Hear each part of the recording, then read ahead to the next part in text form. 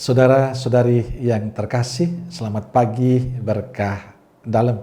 Sudah kita memberi senyum hari ini, Minggu 24 Januari 2021. Hari Minggu biasa ketiga. Hari ketujuh Pekan Doa Sedunia.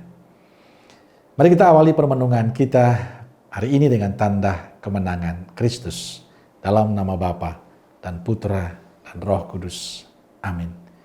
Bacaan Injil diambil dari Injil Markus bab 1 ayat 14 sampai 20. Salam sukacita, semoga saudaraku semua dalam keadaan sehat dan jangan lupa untuk selalu bahagia.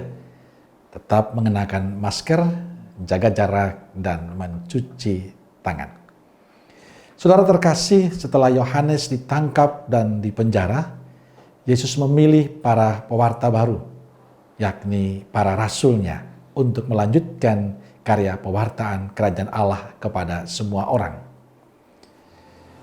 Ketika Yesus berjalan menyusur Danau Galilea, ia melihat Simon dan Andreas, saudara Simon. Yesus berkata kepada mereka, "Mari ikutlah aku, dan kalian akan kujadikan penjala manusia." Mereka segera meninggalkan jalannya dan mengikuti Yesus. Ada poin penting yang bagi saya bisa menjadi bahan permenungan kita hari ini. Pertama, dengan memilih para murid, berarti Yesus melibatkan mereka dalam pewartaannya. Yesus tidak bekerja sendirian, tapi mengajak para murid. Yesus sadar ini pekerjaan besar dan butuh orang banyak untuk terlibat. Maka Yesus memilih para murid untuk bekerja sama mengerjakan karya besar ini. Ini pesan penting untuk kita dalam karya pelayanan di gereja maupun di masyarakat kita. Yesus mengingatkan kita untuk tidak egois, tidak merasa diri mampu, tapi menyadarkan kita betapa pentingnya kerjasama dan kerja bersama-sama. Dengan kita melibatkan orang lain, segala sesuatu akan menjadi lebih baik dan lebih ringan. Kedua, Yesus memilih para murid bukan dari kaum yang terkenal, bukan kaum intelek, tapi nelayan sederhana. Yesus mengajarkan bahwa semua kita punya kesempatan yang sama untuk dilibatkan Tuhan dalam karyanya.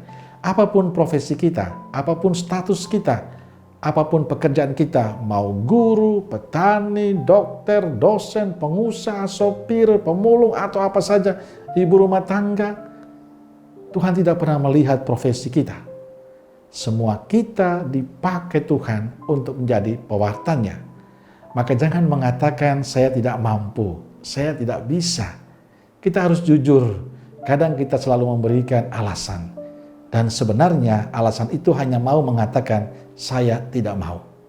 Tapi ingat, bila Tuhan mau, semua pasti bisa. Yang ketiga, sikap siap sedia para murid pertama yang dipanggil Yesus. Ketika Yesus memanggil mereka, mereka tidak banyak komentar, tidak banyak memberi alasan. Mereka tidak memberikan jawaban tetapi atau jikalau. Tapi mereka pergi mengikuti Yesus dan meninggalkan jalannya.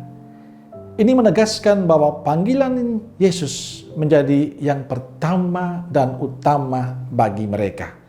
Mengikuti Yesus menjadi prioritas kehidupan mereka. Saudaraku terkasih, siapapun kita dengan profesi apapun, Tuhan akan melibatkan kita dalam karyanya.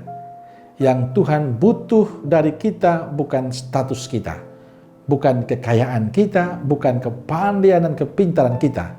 Tapi yang dibutuhkan Tuhan adalah ketulusan kita untuk ikut terlibat dalam karya Allah.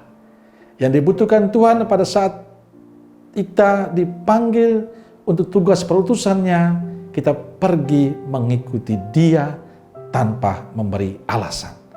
Itulah yang paling penting untuk kehidupan kita. Saudaraku terkasih, hari ini Tuhan memanggil Anda dan saya. Kitalah yang menentukan jawaban itu. Tapi ingat, Tuhan akan memakai kita untuk segala kebaikan dan berkat bagi sesama. Amin. Salam Roh Kudus Nazaret.